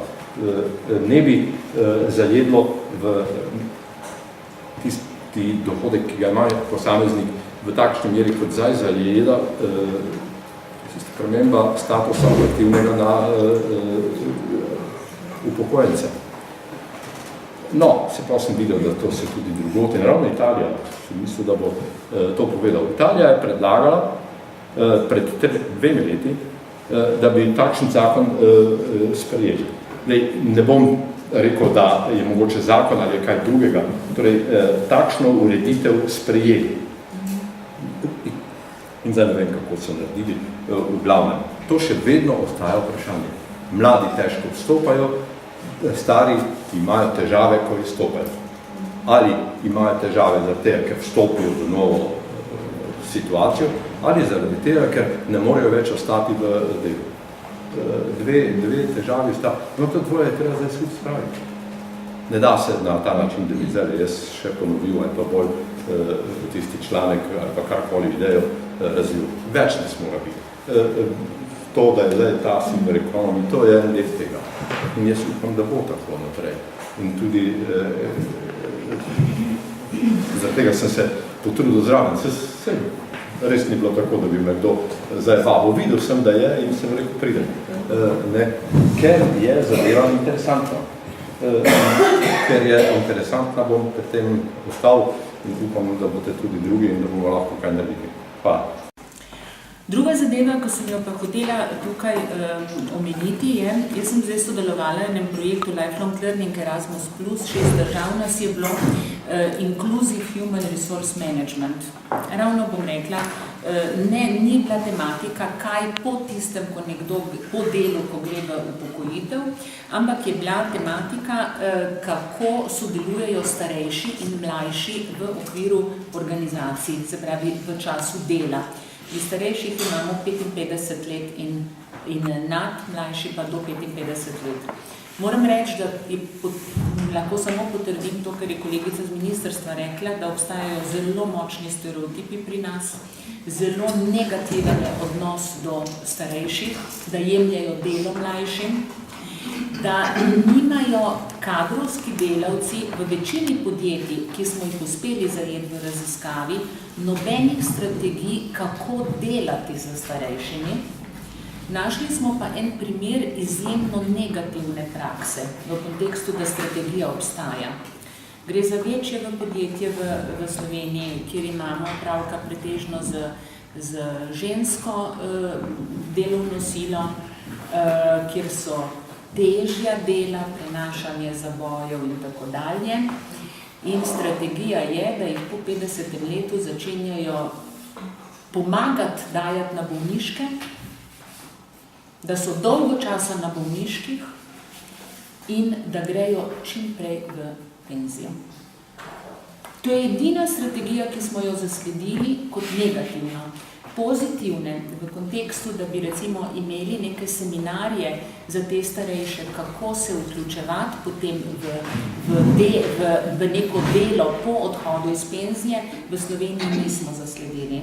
So pa taki primeri na Nizozemskem in na Danskem, ko so tudi bili v raziskavo zajeti. Tako da zdaj projekt se končuje, mi smo imeli aprila meseca tudi eno konferenco na to temo, pa rezultate bom, če ne kratko predstavitev, dala tudi na profesor Kričarju poslala, pa bo lahko dal na to spletno stran. Hvala. Ste danes tudi razpravljali, oziroma povedali, posredovali svoje misli, svoje poglede. Ne bom tokrat predstavila vsebine prispevka, ker je tako objavljen, ampak bom, tako kot nekateri med vami, povedala predvsem svoje vtise, ki jih imam v tej relativno kratki dobi, ko sem študentka, kot sem rekla. Seveda z pogledom nazaj na moje profesionalno delo, ki je bilo v veliki meri povezano s problemom, ki je danes v ospredju. To je problem aginga in njegovih posledic na družbeni razvoj oziroma na način, kako ga sprejemamo v družbi.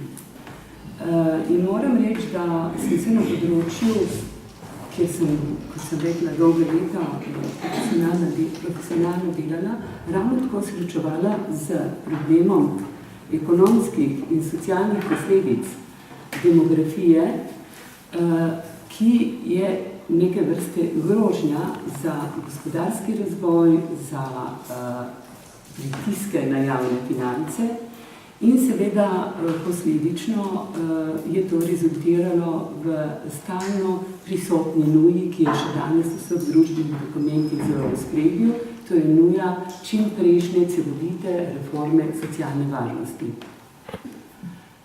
Jaz sem za potrebe tega današnjega sodelovanja poskušala v relativno kratkem času pogledati naše strateške dokumente slovenske in gradiva, ki so na temo ekonomskih in socialnih posledic demografije torej objavljena, ki so na voljo v Sloveniji.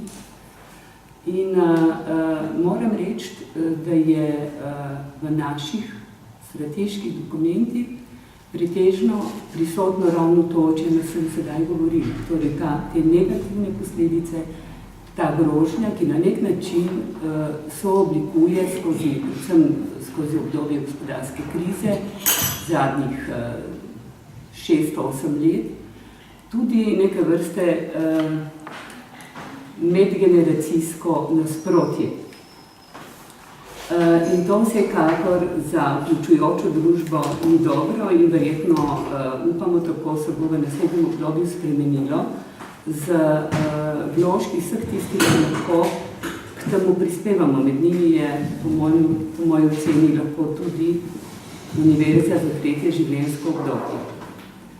Zdaj, čemu v naših politikah, ne samo politiki z področja socialne varnosti, ampak v celovitih strategijah niso prisotni izzivi, o katerih govorimo danes, torej izziv, da je tudi aging neke vrste priložnost, poslovna priložnost za povečevanje gospodarske rasti, za vseživljenjsko učenje, za prenos znanj, za to, da se v večji meri zaposlujejo tudi starejše generacije Razlogi za to so številni. Gotovo je med njimi to, da gre za relativno nizko zaposlenost oziroma nezaposlenost v Sloveniji, da velikokrat pristajamo na to dejstvo, da je starajoča generacija, kot sem omenila, predstavlja veliko nevarnost oziroma pritisk na javne finance. Vendar mislim, da je razlog tudi v tem, da podjetja ne prepoznajo teh poslovnih priložnosti. Veliko govorimo o stand-up podjetjih, govorimo o iskanju novih poslovnih idej in res se lahko vprašamo, kako da ne vidimo, da so poslovne priložnosti tudi v produktih, v mreži storitev za populacijo, ki je čedalje številčnejša. In ko se vprašam, kaj bi morali morda narediti, ker vsi danes ugotavljamo več ali manj isto stanje, prihajam do predloga, da bi morda morali vsak v okviru svojih možnosti, morda tudi tretja univerza, opozoriti državne inštitucije, medije in tiste paradržavne inštitucije, da tako rečem, tudi strokovna javnost, na to, da je potrebno ustvariti spremembe v regulatornem okolju, da bodo lahko podjetja začela vključevati tudi zrelo generacijo, da rečem starejšo generacijo, tako kot jo vključujejo drugi sistemi, druge evropske države, veliko večji meri kot mi. Če povem za primer, ta podatek ste gotovo slišali in ga zasledili, Slovenija je na samem repu držav 28-terice po deležu vključenih starejših med 55 in 64 letom v aktivno populacijo, torej v zaposlitev. Tudi to je bilo danes, mislim, da je predstavnica ministrstva omenila. In tle vidim eno tako čisto konkretno področje, kjer bi morala tudi država, da to nastavi, se vprašati, čemu je tako oziroma zakaj tega ne spremenimo, ne v smislu nekih ukrepov kar tako, ampak v smislu vzpostavitve fleksibilnih oblik zaposlitev.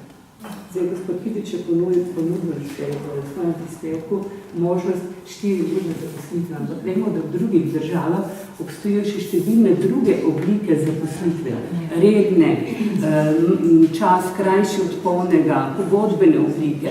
In zdi se, da v našem okolju ne samo, da do teh sprememb ne pride, ampak tudi do sprememb, ki so na področju davčne in druge zakonodaje, se dobesedno trudimo, da otežimo vključevanje starejše populacije v katerekoli oblike dela.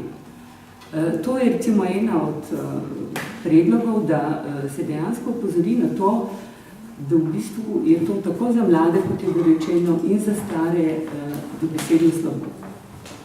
Zdaj, zakaj podjetja v Sloveniji ne razmišljajo o vključevanju starejših in jih ne pritegnejo tudi v oblikovanje novih produktov, v vzpostavitev mrež, novih storitev, ki jih zahteva in potrebuje starejša generacija, je drugo vprašanje, kjer mislim, da bi moralo morda iti strani države tudi za vzpodbude podjetjem, bodi si v obliki politike prispevkov, davčne politike, čisto konkretnih ukrepov nisem navedla, ampak mislim, da je vendarle lahko tudi regulacija, zakonodaja tista, ki spodbudi podjetja k razmišljanju o tem, kako vključevati starejše.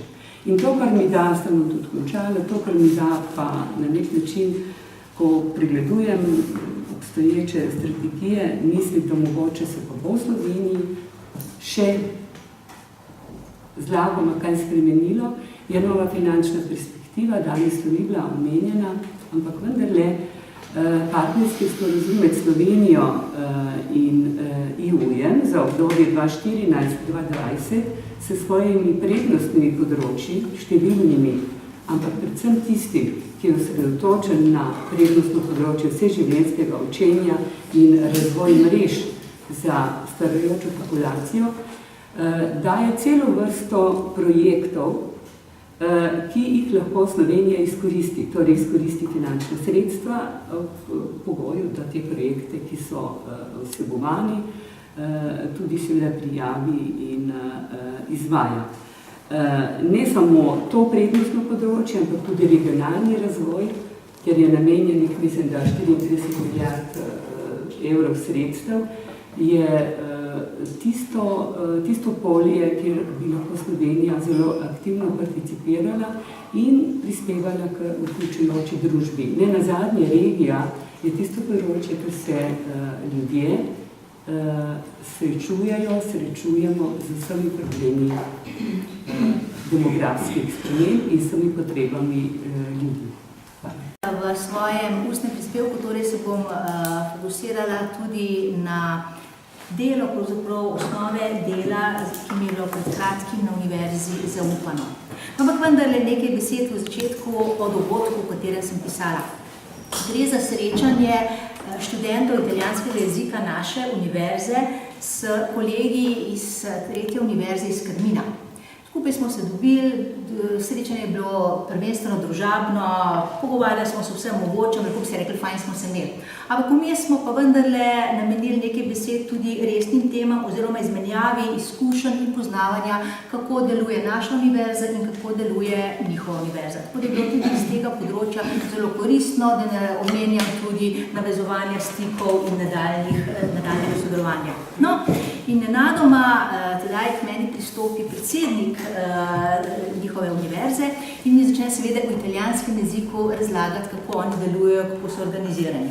Zdaj, da boste razumeli situacijo, v kateri sem se jaz tedaj znašla, morate vedeti, da sem se jaz takrat komaj 3 mesece učila italijanski jezik in sem mogla izpeti ven potegniti dobesedno vse tiste besede, ki sem jih znala in ki jih nisem znala, zato da sem nekako razumela, kaj pravzaprav približno on meni razlaga.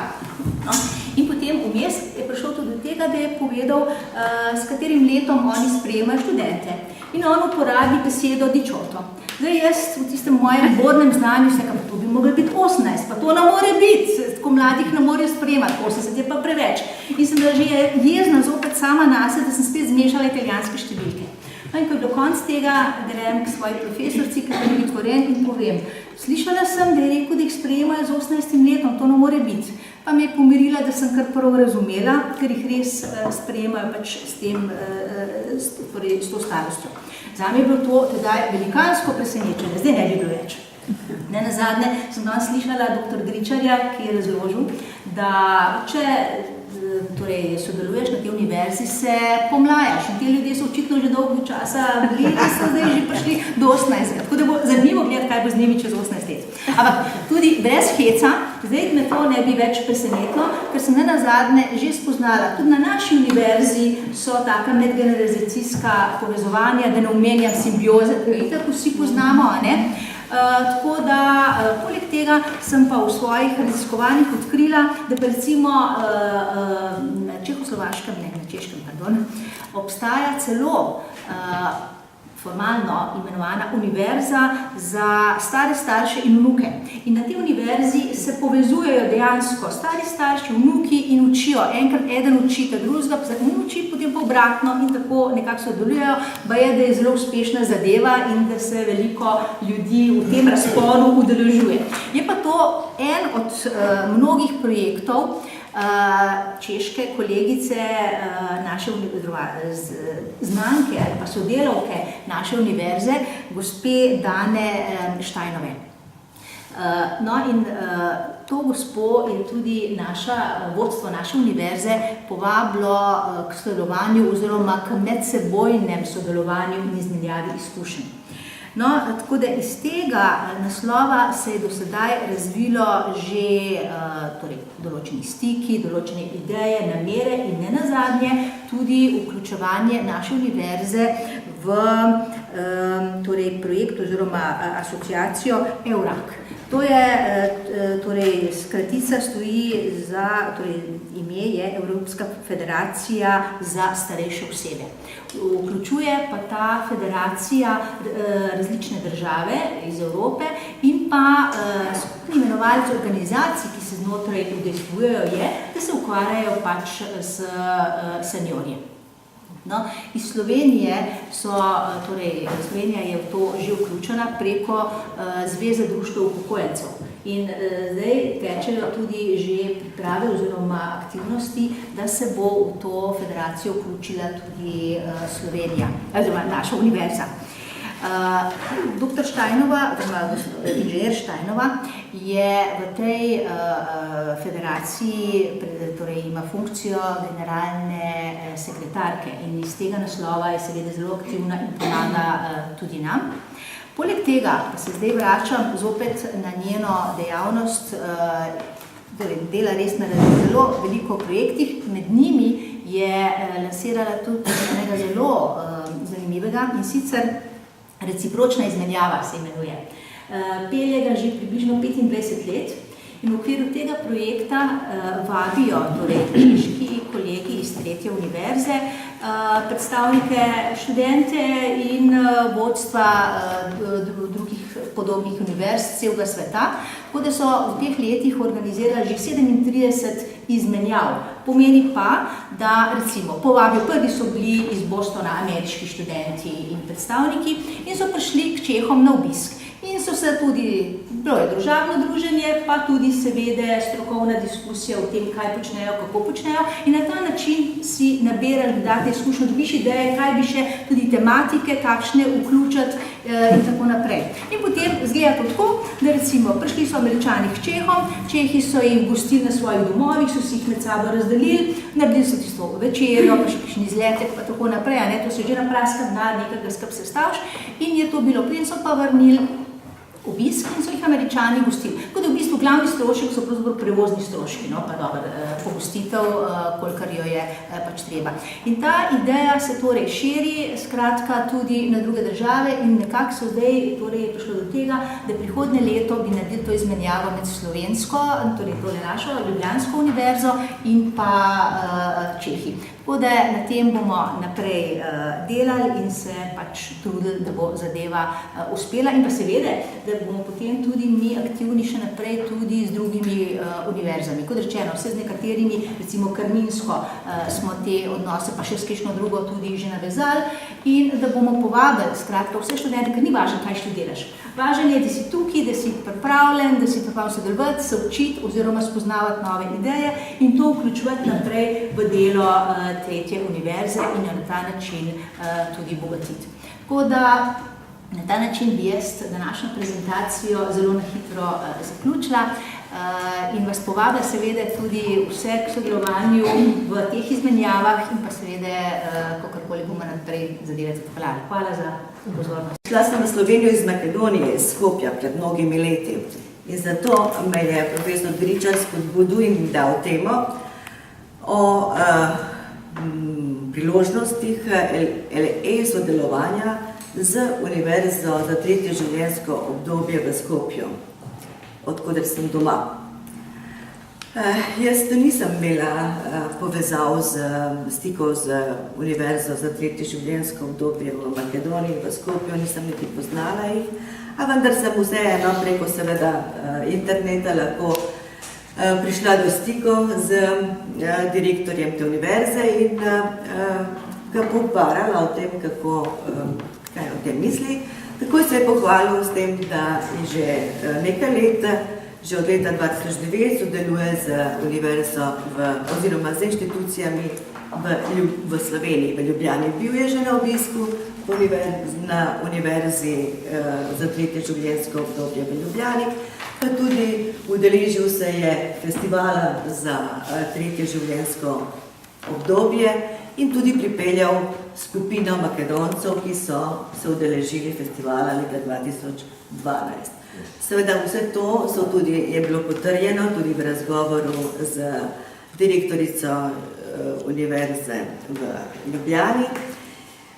In potem pa v razgovoru naprej smo ugotavljali, da je tukaj prisotna želja za sodelovanje med univerzami, zdaj na drugem prostoru, do zdaj smo slišali več o sodelovanjih v Evropo, z Evropsko skupnostjo, tukaj pa očitno so še neke vezi iz pretekle države.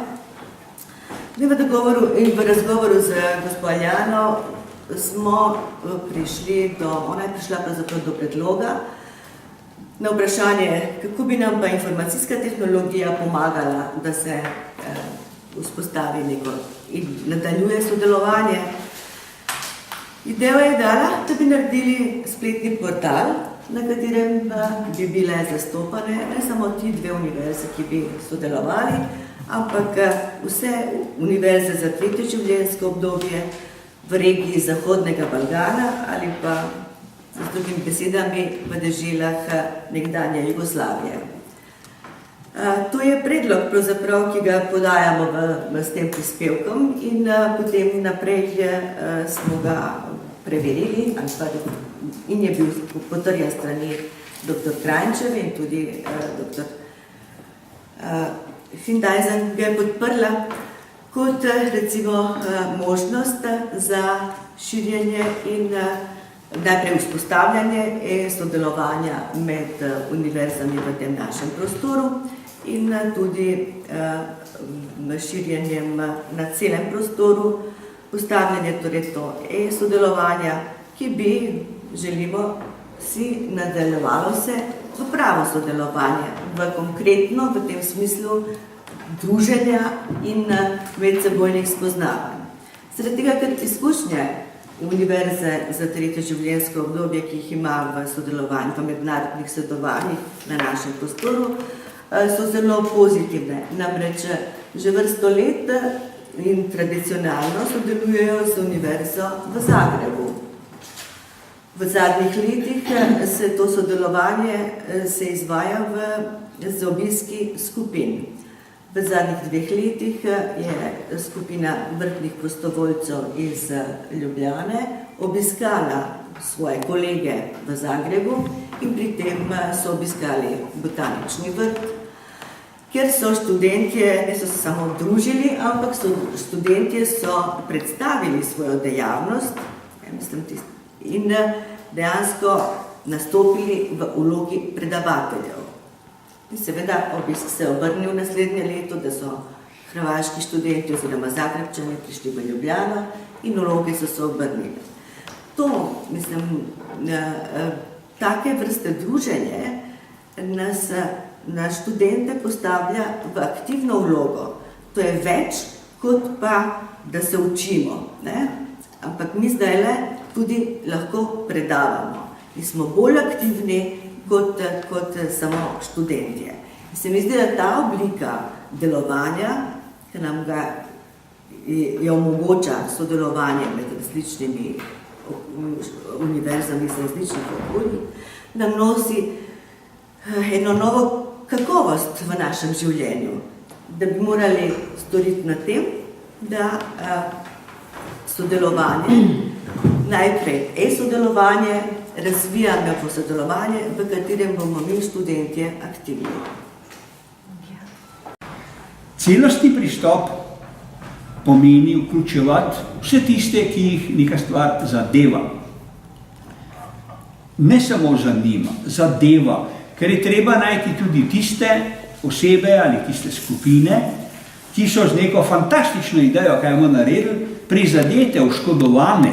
Vse te ljudi je treba zraven dobiti. Ponostavljeno se lotevamo takih stvari lahko tako, da rečemo, pa ne se sekirati za druge. Se imamo mi dosti dela sami s sabo, bojo že kako. Ampak potem ne pridemo do celostnih rešitev, do rešitev, do katerih pridemo z veliko več težav, dlje traja, da pridemo do njih, pa pogosto niso tiste, s katerimi bili sami zadovoljni, kaj šele tisti, ki jih nismo znali hoteli vključiti. Problem je pravzaprav ta. Srebrna ekonomija je neka zelo kompleksna stvar. velika stvar. In ljudje se običajno ogibljamo zapletenih stvari, ker jih ne poznamo, bojimo se škandala, kdo bo to naredil, da bo vsak na svoji parceli, pa smo spet tam, kjer smo bili. In kot je gospod Kidrič lepo rekel, kaj, če bi samo tam bili, kjer smo bili, ali gremo nazaj, pa je pa to sploh tragedija. Predlog, ki iz tega izhaja za našo skupino, je ta. Ali lahko izostrimo problem, ki bi se ga lotili, problem, ki se ga je treba lotiti. Najprej zgodaj reči, kako opredelimo problem. Vse vemo, kaj so problemi. Ali res vemo? Da je problem opredeljen, vemo takrat, ko se tisti, ki jih zadeva, strinjajo, da je to problem. Problem poznamo takrat, ko ga lahko izrazimo v enem stavku. In to je veliko težje, kot napisati 3 strani, iz katerih se še jaz sam dobro ne najdem, zakaj gre. Kaj še ki naj bi brali, ampak ne se citirati, se itak ne bo noben bral. Jaz sem pa le napisal. Profesor Trstenjak je rekel, opredeljen problem je že na pol rešen. Ko mi vemo, kaj je problem, pa se srečamo vprašanjem, kako pa že nekaj narediti.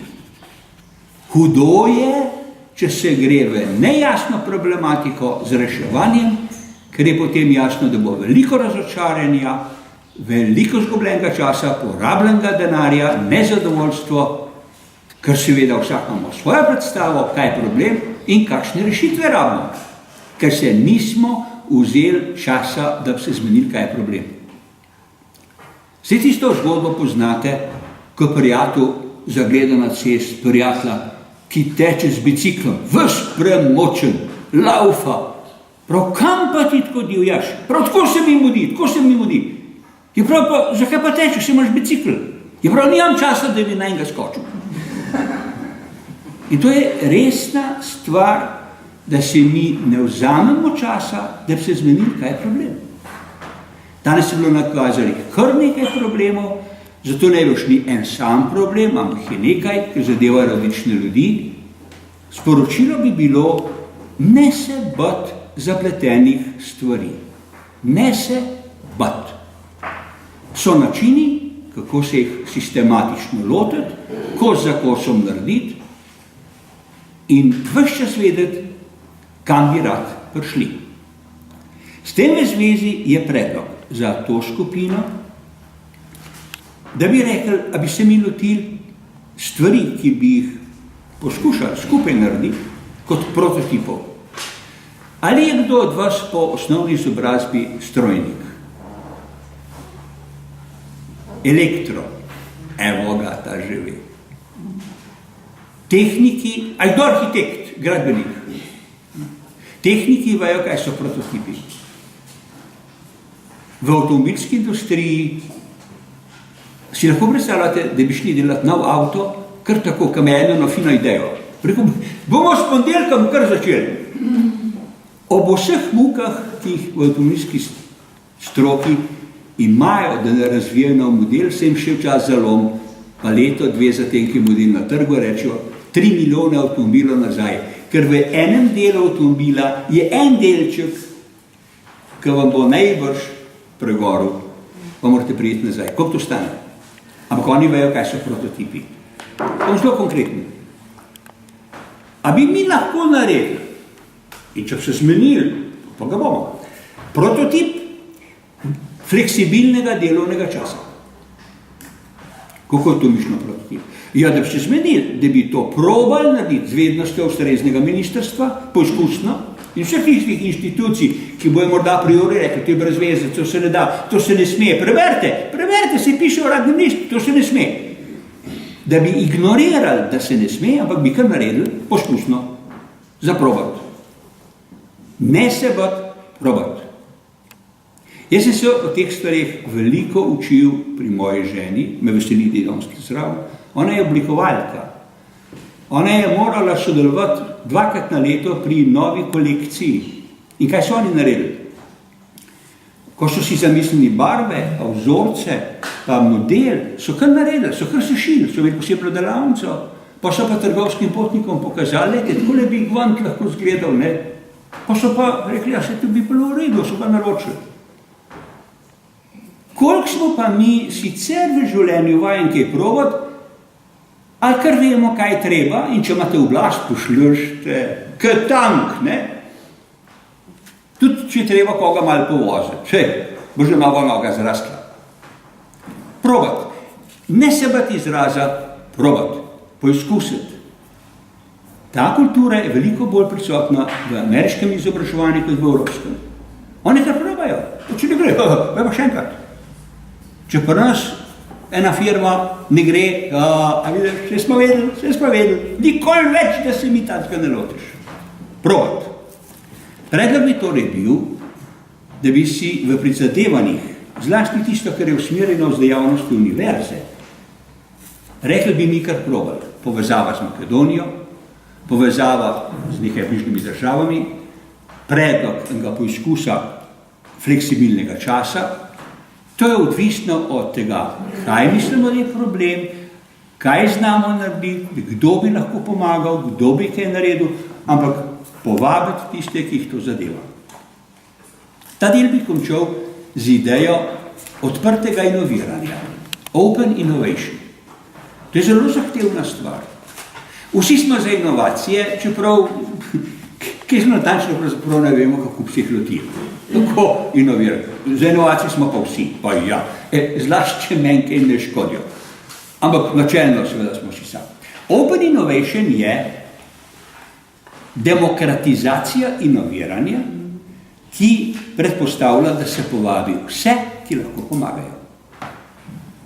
Mi imamo še kakšne organizacije, kjer imajo na vratih napisano vstop prepovedan, podnaslov pa je razvojni delek. Da ja ne bo kdo naprišel, da nas ne motil, ker, a veste, mi inoviramo, ne nas motiti. Everybody invited. To je z metodološkega vidika. Z praktičnega vidika bi pa predlagal, da razmislite, ali bi bilo za vas zanimivo sodelovati na konferenci septembra v gradu Jablebo, 19-20. september, že 6. konferenca o čezmejnem sodelovanju. Vesel sem, ker letos prvič bomo imeli 3. univerzo zraven. Dr. Krajnčeva bo vodila panel z naslovom Čezmejno sodelovanje, srebrna ekonomija in 3. univerze za 3. življenjsko razdobje. Nikoli nismo te teme imeli, je pa zelo aktualna, zelo pomembna. S predstavnico iz ministrstva sva se ravno na hitro pogovarjala, da pravzaprav ona pa vidi možnost, da bi imeli en tovrsten panel njenih kolegic, kolegov, ki so na ministrstvih iz bližnjih držav. Panel je 90 minut, nič referatov, samo izmenjavanje idej, zraven pridejo tistih tema zanima, panelisti se pa probajo zmeniti, da bi kaj skupaj naredili. Če imamo kje ambicije za evropske projekte, potem je pogoj najmanj 3 države skupaj. To naprej pripraviti pa pomeni 12 mesecev, 2 let predno je razpis, že na tem delati, da ko pride razpis, mi že vemo, kaj bi rad naredili.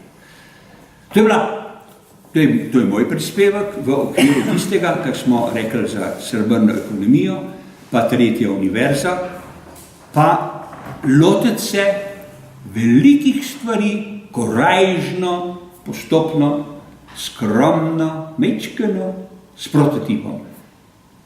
Naj končam s tem, da prototip izgleda kot igračka, je pa zelo resna stvar. Kajti, ko so prototipi dozoreli do te faze, ljudje pravijo, to je pa to, postane neustavljivo, ker ljudje hočejo to dokončati.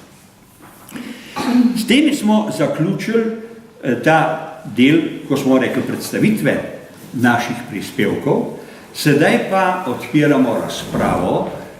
Institut občasnega dela upokojencev. Ljubi Bog, kakšna neumnost, ne? Ljudje so omejeni, mislim, da 60 urami dela, ne vem, pa 100 evri na uro. Kdo se boji upokojencev, ki delajo in tudi zaslužijo? Samo neumna država z neumno ekonomijo.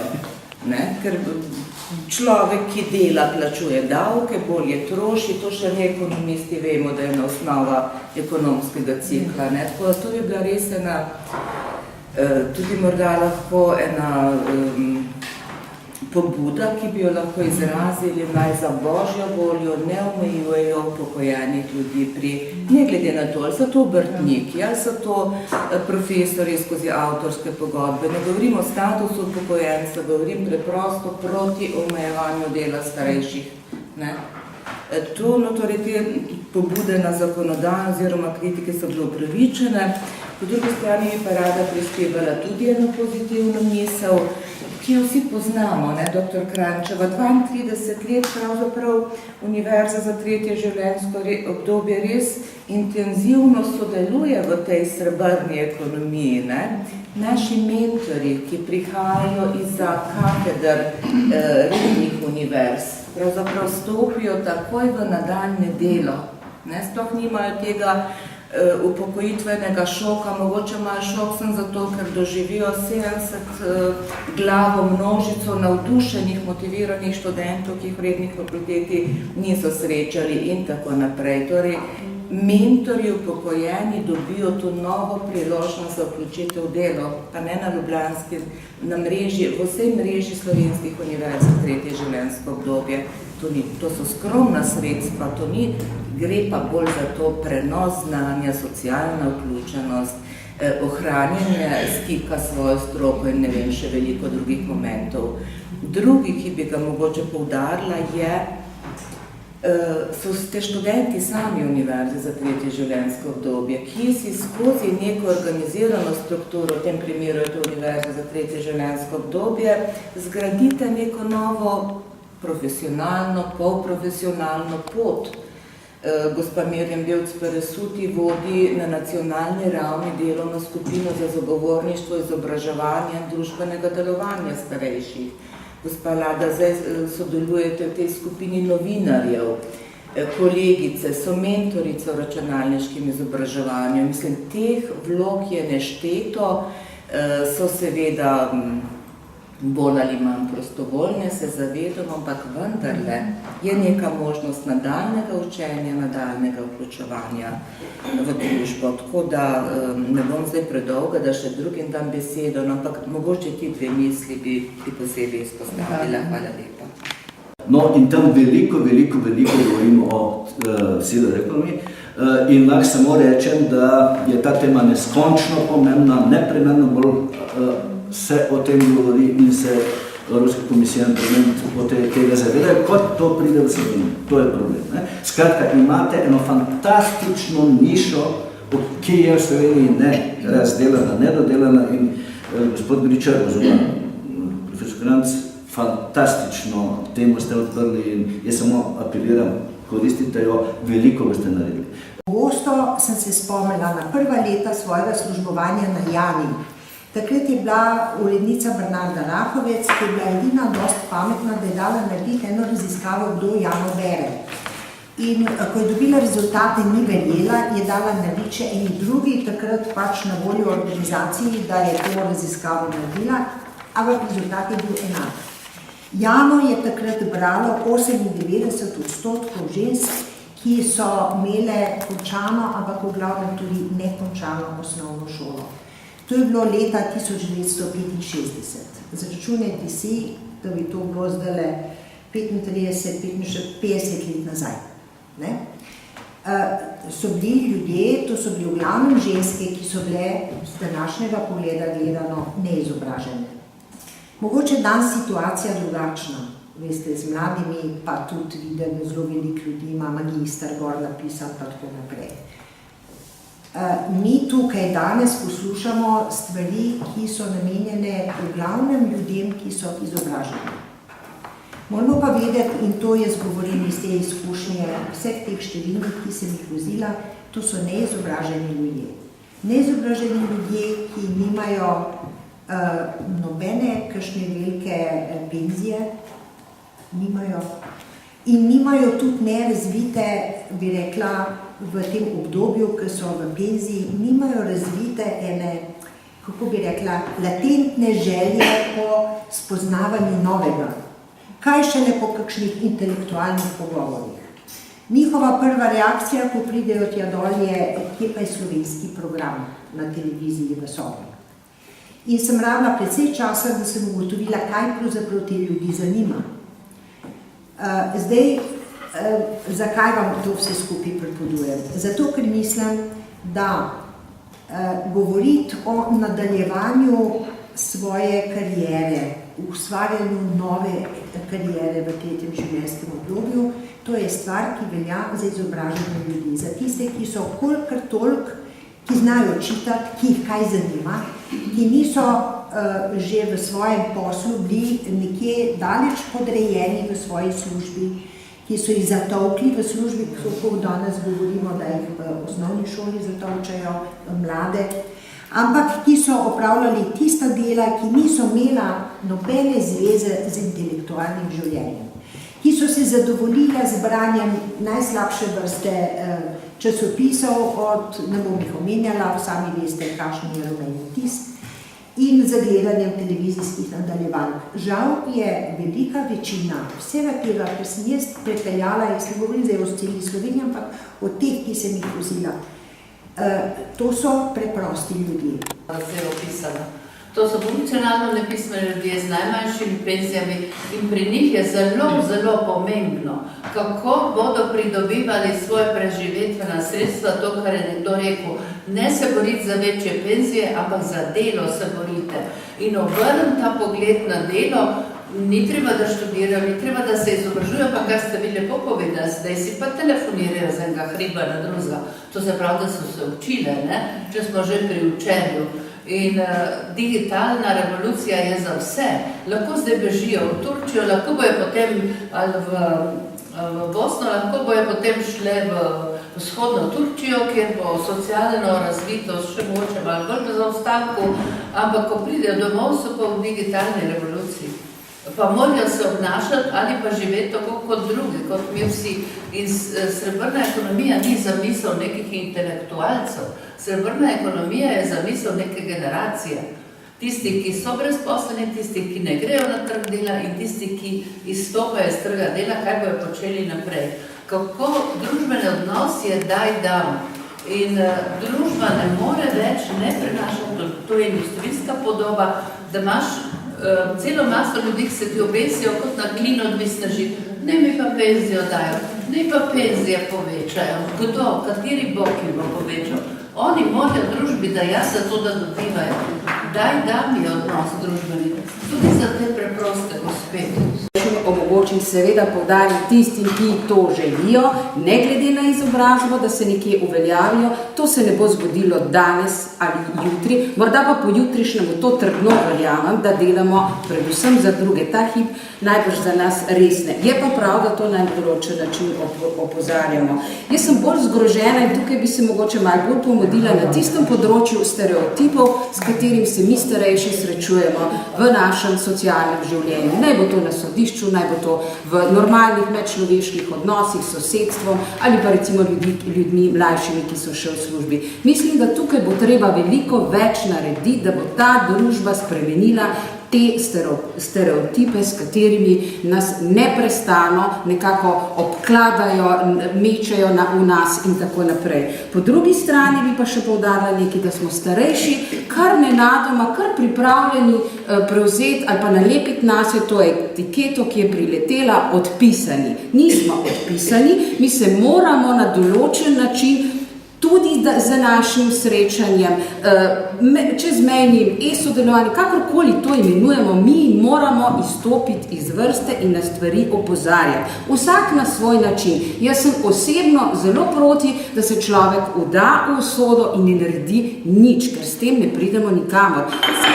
Oprostite, cenim vse ljudi, sem prepričana, da tudi tisti ljudje, ki imajo mogoče drugačno izobrazbo, ne cenim ljudi skozi izobrazbo, skozi njihov karakter, skozi njihovo pristnost, odprtost, iskrenost in sposobnost komuniciranja drug z drugim, s tem pa posredno tudi z možnostjo nekega skupnega, učinkovitega sožitja. In to govorim za ljudi, ki so moje starosti, kot za ljudi, ki so mlajši, torej medgeneracijskim sodelovanjem. Mislim, da je tukaj osnova. Naša želja je, da obstajajo možnosti, da delamo tako ali drugače, odvisno kakšen je ta klub, kaj si bomo izbrali, pa ne, mogoče kaj si bomo priborili za druge. Če pa hočeš vstopiti potem v ta klub, ki ga bomo izborili, je pa to stvar posameznika. Samo ne se udati v sodo, sedeti pred televizijo in tako naprej in čakati, da čas mine. To je najlažje, ampak hkrati tudi najtežja pot za vse nas. Katere stereotipe ste imeli v mislih? V mislih sem imela te stereotipe, da starejši mlajšim odjedamo delo, da smo pravzaprav nepotrebni, ne rabijo nas, naše izkušnje so nepomembne. Kratka, vse tisto, kar pravzaprav zdaj poslušamo, kako nepomembni, odpisani so starejši. Mislim, da je bilo danes izrečeno, mlade bodo dobili delovno mesto, ampak nimajo izkušenj. Mi starejši, ki pa imamo izkušnje, smo pa odpisani, ker jih imamo, ker naš regulativa, zakonodaja nam pove, kdaj moramo se upokojiti, iti v penzion, v navednicah govorim. Skratka, od kdaj nas ta družba ne rabi več. Nuja spreminjanja okolja sili v to, da spreminjamo tudi svoje življenje, način življenja in odnos do življenja, da je pa težko kdaj spreminjati stališča ljudi.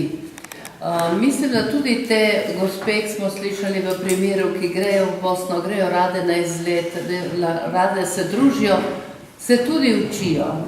Ni treba se v šoli učiti, ampak vidijo nove stvari, so aktivne, delujejo, grejo z nekimi cilji in ambicijami tja in se vrnejo z uresničenimi stvarmi. Jaz mislim, da srebrna ekonomija naj bi bila za vse in za vse odprta, je zelo raznolika in model srebrne ekonomije naj bi sledil tej metodologiji, ki jo je profesor Gričar predstavil, da bi izdelali en model iz vseh teh naših pripomb, referatov raznolikosti, to smo pričakovali, zato smo veseli, da je ta raznolikost izstopila ven in da ne glede na stopnjo izobrazbe, ampak na socialni status mladih, socialni status starejših, pogledamo, kaj je naša prihodnost in jo gradimo bolj sistematično, načrtno preko nekega modela, kako vključevati ljudi, nadaljevati z delom, dejavnostjo, biti dejaven, ne glede na leta, in mladi in starejši v prid vsem trem generacijam. In to bo naša nadaljna naloga za pripravo memoranduma in vseh vaših prispevkov in pripomb, res mislim vseh. Dobili boste po elektronski pošti v pripombe, dopolnila, predloge, ki jih prosim dodajte in potem bomo s to platformo tudi razširili kot naše skupno mnenje. Naj bo to res naš skupen pogled na srebrno ekonomijo. Mislim, da je zelo osnovno, da ne gremo v srebrno ekonomijo zato, da so starejši potrošniki, ampak zato, da so proizvajalci in potrošniki, oboje hkrati. Sodelujemo kot akterji in kot uporabniki. Hvala lepa vsem za udeležbo.